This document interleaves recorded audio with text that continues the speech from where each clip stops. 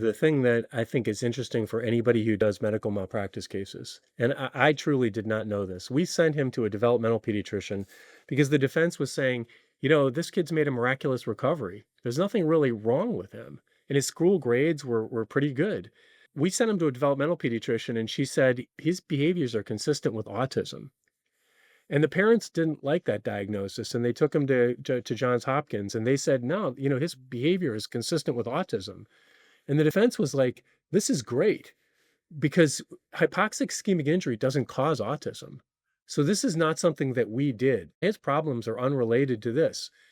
And this was a real dilemma for us. And until his mother got the diagnosis of CVI, we didn't have any explanation for this because, as it turns out, and this is the part that I thought was interesting, Ben, and I say Ben, Rahul, because Ben does a lot of med mal cases, is CVI actually mimics autism. And it's something that anybody doing these cases, if they were like me and they didn't know that, if you have a kid who suffered a hypoxic ischemic injury, and now people are thinking there's something wrong with him and he has autistic-like behavior, they were ready to file what in Pennsylvania is a Fry motion.